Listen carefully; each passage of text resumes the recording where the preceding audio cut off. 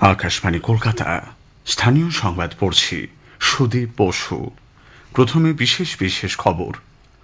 মুর্শিদাবাদের হিংসাদীর্ণ অঞ্চলগুলিতে পরিস্থিতি এখন নিয়ন্ত্রণে বলে প্রশাসন জানিয়েছে। মোতায়েন হয়েছে মোট 17 কোম্পানি কেন্দ্রীয় বাহিনী। রাজ্যে অশান্তি ছড়ানোর সব রকম প্রয়াস কড়া হাতে দমন করা হবে বলে রাজ্যপাল স্পষ্ট জানিয়েছেন। বিষয়টি নিয়ে মুখ্যমন্ত্রীর সঙ্গে কথা বলেছেন তিনি। মুর্শিদাবাদের ঘটনা প্রবাহের জন্য বিজেপি রাজ্যের তৃণমূল কংগ্রেস সরকারকে দায়ী করেছে। আগামী 16 তারিখ হিন্দু শহীদ দিবস পালন করবে তারা। চাকরি ফিরিয়ে দেওয়ার দাবিতে টানা আন্দোলন কর্মসূচির ঘোষণা চাকরিহারা শিক্ষকদের। কালীঘাট মন্দিরে পুণ্যার্থীদের সুবিধায় নবনির্মিত স্কাইওয়াকের আজ উদ্বোধন করবেন মুখ্যমন্ত্রী। নানা অনুষ্ঠানের মধ্যে দিয়ে সংবিধানের অন্যতম রূপকার ডক্টর বাবা সাহেব আম্বেদকরের জন্মদিন আজ পালিত হচ্ছে। আসছি বিস্তারিত সংবাদে। মুর্শিদাবাদের জঙ্গিপুর, শামশেরগঞ্জ, সুতি, ধুলিয়ানের হিংসাদীর্ণ এলাকায় পরিস্থিতি শান্তিপূর্ণ এবং নিয়ন্ত্রণে রয়েছে বলে প্রশাসন জানিয়েছে। তবে পরিস্থিতি এখনও থমথমে। রাস্তাঘাট ফাঁকা। হিংসা বিধ্বস্ত এলাকায় মোট 17 কোম্পানি কেন্দ্রীয় বাহিনী মোতায়েন রয়েছে। অনেক জায়গায় গ্রামে মানুষ নেই। বিএসএফ এর রুট মার্চের পাশাপাশি চলছে পুলিশ বাহিনীর টহলদারি। আমাদের জেলা সংবাদদাতার একটি প্রতিবেদন। উত্তপ্ত মুর্শিদাবাদের শামশেরগঞ্জ, সুতি, ধুলিয়ানের 9টি জায়গায় মোতায়েন করা হয়েছে 17 কোম্পানি কেন্দ্রীয় বাহিনী, যার মধ্যে রয়েছে বিএসএফ, সিআরপিএফ, বিশেষভাবে প্রশিক্ষিত র্যাফও। কলকাতা, জঙ্গলমহল, ঝাড়গ্রাম থেকে আনা হয়েছে বাহিনী। মুর্শিদাবাদে এসেছেন সিআরপিএফ এর আইজি পদমর্যাদার এক অফিসারও। উপদ্রুত এলাকাগুলি থেকে এখনও পর্যন্ত 180 জনের বেশি গ্রেপ্তার হয়েছে। এদিকে আজ সকাল পর্যন্ত থমথমে শামশেরগঞ্জের জাফরাবাদ গ্রাম। গোটা গ্রামে তাণ্ডবের চিহ্ন স্পষ্ট। পথে ঘাটে একাধিক বাড়িতে ভাঙাচোরা আসবাব, পোড়া কালো ছাই। গ্রামের বেশ কিছু পরিবার গ্রাম ছাড়া। কোথাও কোথাও অসহায়ের মতো জল ও খাবার ছাড়া পড়ে রয়েছে বাড়ির গবাদি পশুগুলি। ধুলিয়ানের প্রায় 400 মানুষ নদী পার হয়ে আশ্রয় নিয়েছেন মালদার পাড় লালপুরের এক হাই স্কুলের অস্থায়ী ত্রাণ শিবিরে। উপদ্রুত গ্রামগুলিতে কেন্দ্রীয় বাহিনীর নিয়মিত টহল, ভারী বুটের আওয়াজ খানিকটা স্বস্তি দিয়েছে আতঙ্কিত মুখগুলিকে। মামুন ফারুক, আকাশবাণী সংবাদ। দুই অতিরিক্ত মহানির্দেশক সুপ্রতিম সরকার এবং বিনীত গোয়েল গতকাল শামশেরগঞ্জে গিয়ে পরিস্থিতি খতিয়ে দেখেছেন। পুলিশ সুপার এসপি যাদব সাংবাদিকদের বলেন, ওভারঅল সিচুয়েশন অনেক বেটার আছে। আমি একটাই অনুরোধ করব আপনাদের থ্রু দিয়ে, যে কেউ গুজবে কান দেবেন না। অনেক রকম গুজব ভাসছে। যদি কারো কোনো সন্দেহ থাকে আমাদের কন্ট্রোল রুমে যোগাযোগ করুন, আমাদের সঙ্গে যোগাযোগ করুন। আমরা ক্ল্যারিফিকেশন দিয়ে দেবো যে কোনটা ঠিক কোনটা বেঠিক। মুর্শিদাবাদের ঘটনায় কাউকে আইন নিজের হাতে তুলে নিতে দেওয়া হবে না বলে রাজ্যপাল সিভি আনন্দ বোস স্পষ্ট ভাষায় জানিয়েছেন।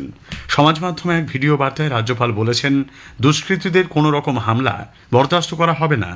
মুর্শিদাবাদের পরিস্থিতি নিয়ে তিনি মুখ্যমন্ত্রীর সঙ্গে কথা বলেছেন। কেন্দ্রীয় স্বরাষ্ট্র মন্ত্রক পরিস্থিতির ওপর নিরন্তর নজর রেখে চলেছে বলে রাজ্যপাল জানিয়েছেন। Miscreants are being arrested. Let the miscreants and their godfathers realize it is going to be a no-nonsense battle against the vandals and the criminals. Nobody, I repeat, nobody will be allowed to take law in their hands. In this fight against violence and injustice, the courts, the government, all well-meaning members of society are strongly united to put an end to these criminals with an iron hand. Hobe na, cholbe na, cholbe na. BJP আগামী 16 তারিখ রাজ্যে হিন্দু শহীদ দিবস পালন করবে। কলকাতায় গতকাল মুর্শিদাবাদের ঘটনা প্রবাহ এবং চাকরি দুর্নীতি ইস্যুতে মুখ্যমন্ত্রীর পদত্যাগের দাবিতে এক পথসভায় বিজেপি রাজ্য সভাপতি সুকান্ত মজুমদার এই খবর জানিয়েছেন। তিনি বলেন, ওই দিন প্রতিটি জেলায় প্রতিবাদ মিছিল হবে। সুকান্তবাবুর অভিযোগ, স্বাধীনতার পর এই প্রথম তৃণমূল কংগ্রেস সরকারের আমলেই হিন্দুদের উদ্বাস্তু হয়ে পালাতে হচ্ছে। যে আমরা যদি পড়াশোনা করি, আমরা যদি চাকরি করি, শিক্ষিত হই, তাহলে পরে তো আমাদের সমাজেরই উন্নতি হবে, আমাদের মুসলিম সমাজেরই উন্নতি হবে। কিন্তু তাদের মধ্যে যেহেতু অশিক্ষা এতটা পরিমাণে চলে গেছে, আর ধর্মীয় যে উগ্র মানসিকতার যারা ধর্মীয় গুরু তাদেরকে আশকারা দিয়ে মমতা বন্দ্যোপাধ্যায় ভোট ব্যাংকে হেল্প হবে বলে এমন অবস্থা করে ফেলেছে যে পশ্চিমবঙ্গ দ্বিতীয় বাংলাদেশে পরিণত। কিন্তু আমার মনে হচ্ছে যে ধরনের পরিস্থিতি তৈরি হচ্ছে, আগামী দিনে এই হিন্দু সমাজকে বাঁচানোর জন্য কেন্দ্রীয় হস্তক্ষেপ হয়তো অবশ্যম্ভাবী হয়ে পড়বে। বিরোধী দলনেতা শুভেন্দু অধিকারী অভিযোগ করেন, মুখ্যমন্ত্রীর প্ররোচনাতেই মালদা, মুর্শিদাবাদ সহ রাজ্যের বিভিন্ন প্রান্তে হিন্দুদের ওপর আক্রমণ হয়েছে। এদিকে রাজ্য বিজেপির শীর্ষ নেতৃত্বের উপস্থিতিতে গতকাল কলেজ স্কোয়ার থেকে ধর্মতলা পর্যন্ত মিছিল হয়। আলিপুরদুয়ারের ফালাকাটাতেও কুশপুতুল জ্বালিয়ে বিক্ষোভ দেখানো হয়েছে। বাংলাকে বদনাম করতে বিজেপি অপপ্রচার চালাচ্ছে বলে তৃণমূলের রাজ্য সম্পাদক কুণাল ঘোষ মন্তব্য করেছেন। ভারতীয় জনতা পার্টি তারা গন্ডগোলের ছবি বলে বেশ কিছু মিথ্যা প্রচার শুরু করেছে। এবং তাদের সোশ্যাল মিডিয়ায় যে ছবিগুলো পোস্ট করেছে, আগুন জ্বলছে, ভাঙচুর হচ্ছে, মারামারি হচ্ছে, এই ছবিগুলো মুর্শিদাবাদের এই ঘটনার নয়, বরং এই ছবিগুলো আইডেন্টিফাই করা গেছে লখনৌয়ের ছবি বাংলার বলে পোস্ট করছে। ফলে ত্রিপুরাতেও তো অশান্তি হচ্ছে। তো অন্য রাজ্যের অন্য ঘটনার যে ছবি সেগুলো এখন এই মুর্শিদাবাদ বলে চালাচ্ছে। রাজ্যের কয়েকটি জেলায় কাশ্মীরের 90 সালের মতো পরিস্থিতি তৈরি হয়েছে বলে দাবি করে পুরুলিয়ার বিজেপি সাংসদ জ্যোতির্ময় সিং মাহাতো অবিলম্বে আপসপা প্রয়োগের জন্য কেন্দ্রীয় স্বরাষ্ট্রমন্ত্রী অমিত শাহকে চিঠি দিয়েছেন। মুর্শিদাবাদ, মালদা, নদিয়া সাম্প্রতিক কিছু ঘটনার উল্লেখ করে তিনি বলেন, শাসক দলের উস্কানিতে সংখ্যাগুরু সম্প্রদায়ের উপর অত্যাচার চলছে। মুর্শিদাবাদে বাবা ও ছেলের খুন হওয়ার পরেও বিরোধী পক্ষকে সেখানে যেতে দেওয়া হচ্ছে না বলেও তিনি অভিযোগ করেন। এসএসসি দুর্নীতি থেকে নজর ঘোরাতেই মুর্শিদাবাদে অশান্তি ছড়ানো হয়েছে বলে সিপিআইএম রাজ্য সম্পাদক মোহাম্মদ সেলিম মন্তব্য করেছেন।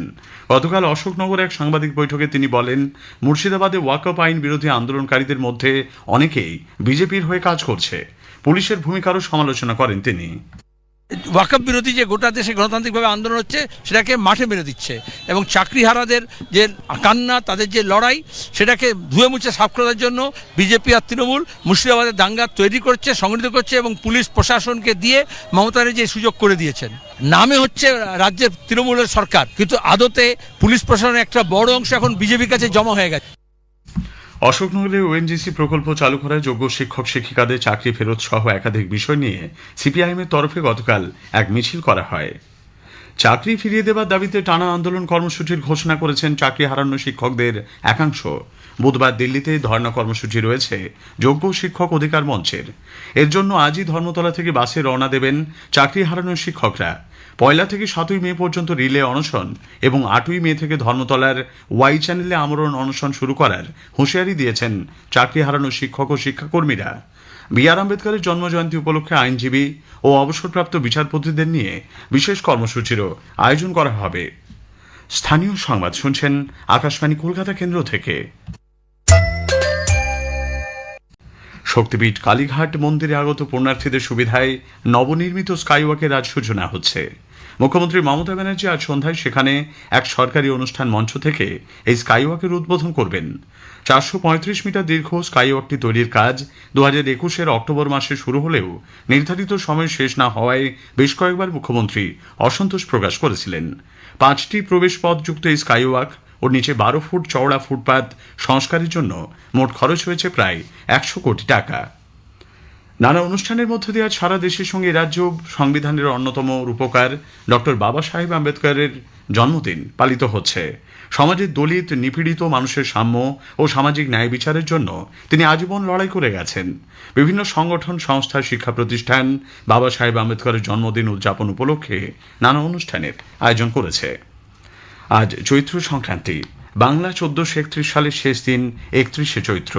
চৈত্র সংক্রান্তিকে কেন্দ্র করে বসে গাজনের মেলা।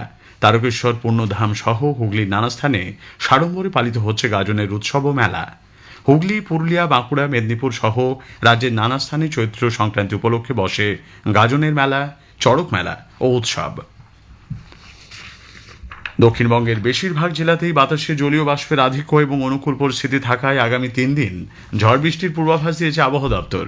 ঘণ্টায় 30 থেকে 40 কিলোমিটার বেগে ঝোড়ো হাওয়া বয়ে যেতে পারে। আবহাওয়া বিজ্ঞানী সৌরিশ বন্দ্যোপাধ্যায় জানালেন, আগামী 4-5 দিন প্রধানত বিক্ষিপ্তভাবে বৃষ্টিপাতের সম্ভাবনা থাকছে। মেনলি হালকা থেকে মাঝারি ধরনের বৃষ্টিপাত, 2-1 জায়গায় বজ্রবিদ্যুতের সম্ভাবনা থাকছে, সাথে দমকা হাওয়া। কলকাতা পার্শ্ববর্তী অঞ্চলে আগামী 4-5 দিনের মধ্যে যেহেতু এটা বিক্ষিপ্ত ধরনের অ্যাক্টিভিটি, ফলে রোজ হয়তো হবে না, হয়তো 2-3 দিন থাকার সম্ভাবনা রয়েছে। মেনলি হালকা থেকে মাঝারি ধরনের বৃষ্টিপাত, ইন্টেন্সিটি বেশি থাকার সম্ভাবনা রয়েছে মেনলি দক্ষিণবঙ্গের পশ্চিমের জেলাগুলো। উত্তরবঙ্গেও বিক্ষিপ্ত বৃষ্টির সম্ভাবনা রয়েছে। কলকাতায় আজ সকালে দিনের সর্বনিম্ন তাপমাত্রা রেকর্ড করা হয়েছে 27.4 ডিগ্রি সেলসিয়াস, স্বাভাবিকের চেয়ে যা 1.8 ডিগ্রি বেশি। সর্বোচ্চ তাপমাত্রা 35 ডিগ্রির আশেপাশে থাকার সম্ভাবনা। শেষ করার আগে স্থানীয় সংবাদের বিশেষ কিছু অংশ আরও একবার। মুর্শিদাবাদের হিংসাদীর্ণ অঞ্চলগুলিতে পরিস্থিতি এখন নিয়ন্ত্রণে বলে প্রশাসন জানিয়েছে। মোতায়েন হয়েছে মোট 17 কোম্পানি কেন্দ্রীয় বাহিনী। রাজ্যে অশান্তি ছড়ানো সব রকম প্রয়াস কড়া হাতে দমন করা হবে বলে রাজ্যপাল স্পষ্ট জানিয়েছেন। চাকরি ফিরিয়ে দেওয়ার দাবিতে টানা আন্দোলন কর্মসূচির ঘোষণা চাকরিহারা শিক্ষকদের। স্থানীয় সংবাদ শেষ হলো।